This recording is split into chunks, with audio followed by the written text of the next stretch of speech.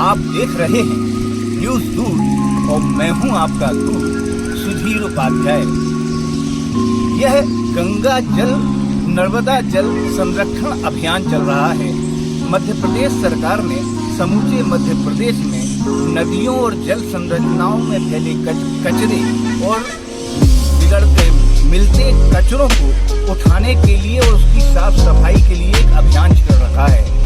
उसी क्रम में मंडला में मां नर्मदा के तट पर कचरा बीनने का, उसकी सफाई करने का अभियान यहाँ के भारतीय जनता पार्टी के संगठन और उससे जुड़े कार्यकर्ता जो है अभियान छेड़े हुए हैं। इसी अभियान के तहत आज जब गंगा दशहरा है तब भारतीय जनता पार्टी और उसके वर्कर्स नर्मदा के तटों पर, नर्मदा के घाटों पर सफाई कर रहे हैं।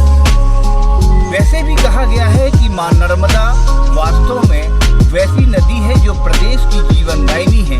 प्राणियों की श्वास चलाने वाली, वह ऑक्सीजन देने वाली मां नर्मदा है, जिसके कारण मध्य प्रदेश में प्राणी जीवित रह रहे हैं, जीवन जी रहे हैं।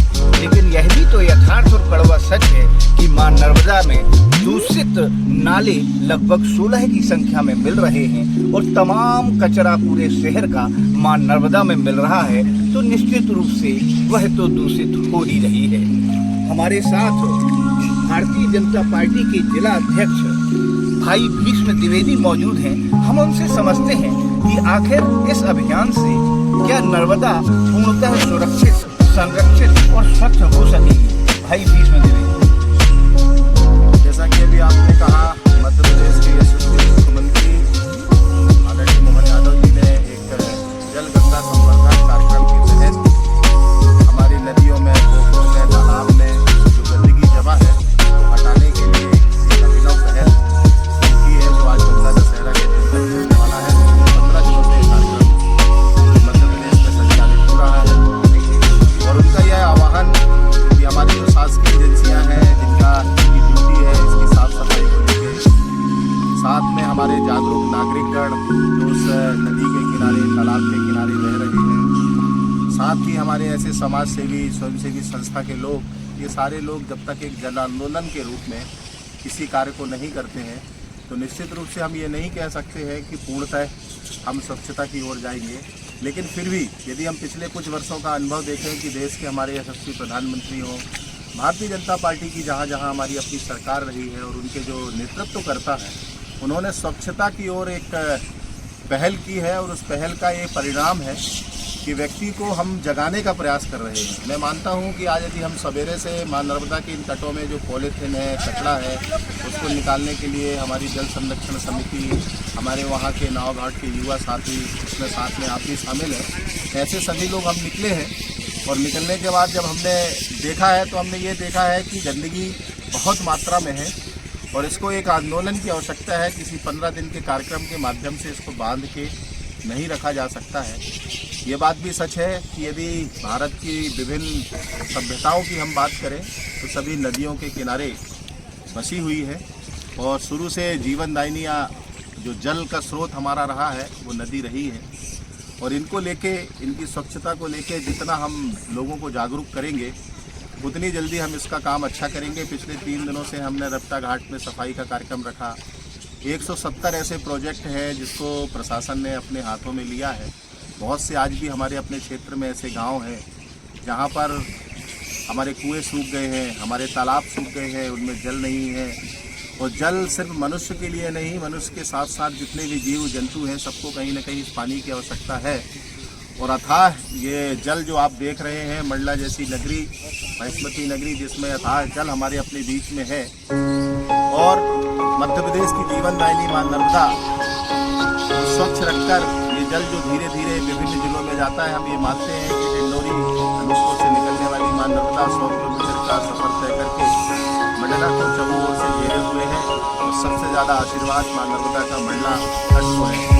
लेकिन जो विभिन्न घाटों की मैं स्थिति देख पा रहा हूँ, घाटों की स्थिति से मुझे लगता है कि ये मेरा जो प्रयास है वो तनिक मात्र का है, जिनका का सहारा होगा।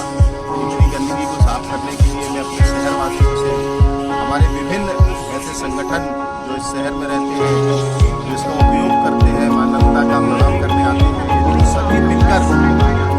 थोड़ा थोड़ा भी प्रयास करेंगे, एक तो ये कि मैं खुद कचरा नहीं फेंकूंगा, दूसरा यदि मुझे लगता है कि मिलेगा ये अवशिष्ट पदार्थ कार्ड से निकाल के बाहर रखूंगा, मैं समझता हूँ कि बाकी हमारी जो टीम है उसकी भी एक मोरल ड्यूटी हमारी बन जाएगी। तो ड्यूटी के आधार में हम ये काम कर रहे हैं। आप देख रहे हैं कि आप कह रहे हैं मां नर्मदा का आशीर्वाद शहर को मिल रहा है, सब मिल रहा है, लेकिन हम और आप स्वयं देख रहे हैं कि नर्मदा के तटों पर बोरी भर भर कर उसके अंदर कचरा भर कर सिलकर लोग फेंक रहे हैं, बोरियां मिल रही हैं। आप क्या कहोगे यदि पब्लिक का सपोर्ट नर्मदा जी के प्रति ऐसा नहीं रहेगा, जबकि गंगा दशहरा में हजारों लोग नहा रहे हैं, तो ऐसी स्थिति में दो अर्थी आधार पर कैसे नर्मदा सुरक्षित होगी? मैंने कहा वो यही बात कही है कि देखिए प्रशासन जो होता है वो किसी भी कार्य को करने के लिए उसकी ड्यूटी ठीक है, वो सहयोग हमारा अपना करता है, लेकिन जब तक इस देश में किसी भी आंदोलन में जन आंदोलन यदि पब्लिक नहीं जुड़ती है, लोग नहीं जुड़ते हैं, सामाजिक सरोकार से काम नहीं होते हैं, तो वह पूर्णतः सफलता नहीं प्राप्त कर सकते।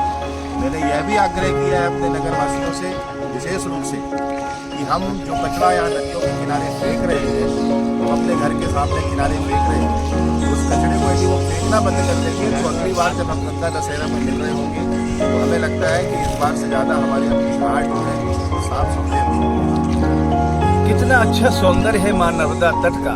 नर्मदाष्टक में कहा गया है कि पक्षी लक्ष्य पूजितम। इस नर्मदा तट पर लाखों पक्षी जहाँ पूज रहे हों, वह धार्मिक और आध्यात्मिक तट मां नर्मदा का है, जहाँ लाखों हजारों ऋषि आज भी तपस्या कर रहे हैं। ऐसा मैं नहीं, पुराण कहते हैं। लेकिन आश्चर्य यह है कि नर्मदा के तट पर जो कचरा हम और आप दोनों मिलकर फेंक रहे हैं, वो वास्तव में बहुत असहनीय है और पीड़ादायी है। हम नर्मदा के तट पर ये कचरा तो साफ कर सकते हैं, लेकिन समाज और विभिन्न व्यक्तित्व के और व्यक्ति के अंदर